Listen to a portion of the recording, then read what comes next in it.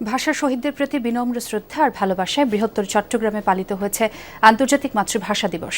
২১শে প্রথম প্রহর থেকে সব পথ গিয়ে মিশেছিল শহীদ মিনারে, ফুলে ফুলে ঢেকে যায় শহীদ বেদি। ২১শে চেতনায় উদ্বুদ্ধ হয়ে সমৃদ্ধ দেশ করার প্রত্যয় সবার কণ্ঠে, দাবি জানান সর্বস্তরে বাংলা প্রচলনের।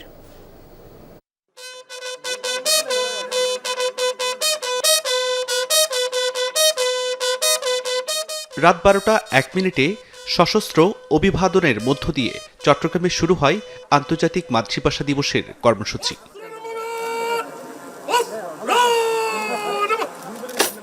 প্রথম প্রহরে একে একে শ্রদ্ধা নিবেদন শেষে নতুন বাংলাদেশ বিনির্মাণে ঐক্যবদ্ধ প্রচেষ্টার কথা জানান সিটি মেয়র ও সংসদ সদস্যরা। এই শহীদদের স্নাত রক্তের মধ্যে দিয়ে আমরা অবশ্যই আমাদের সুন্দর বাংলাদেশ গড়ার পথে শপথ নেব ঐক্যবদ্ধভাবে, এবং ঐক্যবদ্ধভাবে আমরা একটি দুর্নীতিমুক্ত সমৃদ্ধশালী বাংলাদেশ আমরা গড়ে তুলব। যেভাবে ৫২ ২১ ফেব্রুয়ারি রক্ত দিয়েছি, সেই রক্তদানের ধারা অব্যাহত আছে এবং আগামী থাকবে।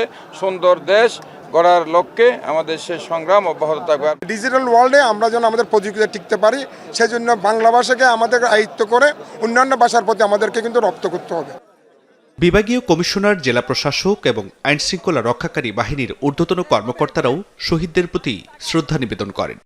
এখন আমরা সরকারি অফিস আদালতে কোনো ক্রমেই আমরা আসলে ইংরেজি ব্যবহার করছি না বা অন্য ভাষা ব্যবহার করছি না, বাংলা ভাষাতেই যোগাযোগ হচ্ছে, বাংলা ভাষাতেই আমাদের সরকারি দাপ্তরিক কার্যক্রম হচ্ছে। আমাদের নতুন প্রজন্ম তারা এই বাংলা ভাষায় আরও বেশি দক্ষ হবে এবং এই প্রযুক্তির যে শাসন চলছে সেই প্রযুক্তিকে তারা করায়ত্ত করবে। ভোরের আলো ফুটতেই চট্টগ্রামের কেন্দ্রীয় শহীদ মিনারের ঢল নামে অগণিত মানুষের, ফুলে ফুলে ঢেকে যায় শহীদ বেদি। সর্বস্তরে বাংলা ভাষা চালু এবং ভাষার বিকৃতি বন্ধের দাবি সবার। আমলাতন্ত্র যতদিন থাকবে এই দেশে ততদিন বাংলা ভাষার এই মর্যাদা দেওয়া হবে না। সেই জন্য তরুণদের একটু সোচ্চার হতে হবে। অদূর ভবিষ্যতে আমরা যাতে বাংলাকে আরো উচ্চতর মর্যাদায় নিয়ে যেতে পারি, সবাই যাতে তাদের ভাষা প্রকাশ করার সুযোগ পায়। যেভাবে রক্ত স্রোত বয়ে গেছে রাজপথে এই ভাষার জন্য, এই বর্ণমালার জন্য, সেটা অনুভব করে শিহরিত হই। যারা শহীদ হয়েছে তাদের জন্য ফুল দিতে এসেছি। ৩ পার্বত্য জেলা এবং কক্সবাজারেও পালিত হয়েছে আন্তর্জাতিক মাতৃভাষা দিবস। বান্দরবানে জেলা প্রশাসন, পুলিশ, বিএনপি সহ বিভিন্ন রাজনৈতিক দলের নেতাকর্মীরা শ্রদ্ধা নিবেদন করেন। অনুষ্ঠিত হয় প্রভাত ফেরি ও আলোচনা সভা। খাগড়াছড়িতে শহীদ মিনারে একে একে শ্রদ্ধা নিবেদন করেন প্রশাসনের কর্মকর্তা, রাজনৈতিক দলের নেতাকর্মী সহ সব শ্রেণী পেশার মানুষ। জুবাইর রিফাত, যমুনা নিউজ। ৩ দিনের ব্যক্তিগত সফরে কক্সবাজার গিয়েছেন প্রধান নির্বাচন কমিশনার এএমএম নাসির উদ্দিন। সকালে মা বাবার কবর জিয়ারতের উদ্দেশ্যে কুতুবদিয়া যান তিনি। এ সময় তার মরহুম পিতামাতা মাস্টার তালিবুল্লাহ জান্নাত আরা ওয়েলফেয়ার ট্রাস্ট পরিচালিত কলেজে যান।